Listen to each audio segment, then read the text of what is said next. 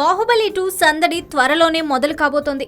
మరో 3 నెలల్లో ప్రేక్షకుల ముందుకు రాబోతున్న ఈ చిత్రం తొలి పార్ట్ కంటే సాంకేతికంగా మరింత ఉన్నతంగా ఉండబోతుంది.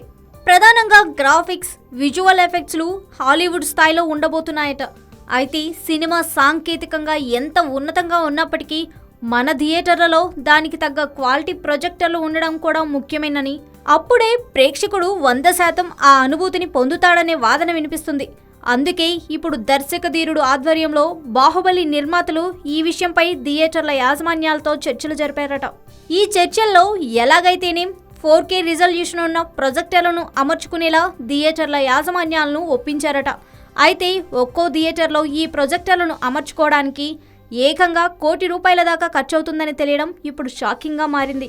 అయినా సరే ఇప్పుడు ఈ విషయంలో 200 థియేటర్ల యాజమాన్యాలు ముందుకు రావడం విశేషం. ఇలా ఇప్పటికే 4K స్క్రీన్ అమర్చిన కొన్ని థియేటర్లకు భారీగా లాభాలు రావడం కూడా వారిని ముందుకు నడిపిస్తున్నట్లు తెలుస్తోంది. అంతేకాకుండా ఇప్పటికిప్పుడు ఇది ఖరీదైన వ్యవహారమే అయినప్పటికీ భవిష్యత్తును దృష్టిలో ఉంచుకొని 4K రిజల్యూషన్ ఉన్న ప్రొజెక్టర్లను అమర్చుకోవడానికి థియేటర్ల యాజమాన్యాలు నిర్ణయించుకున్నట్లు సమాచారం.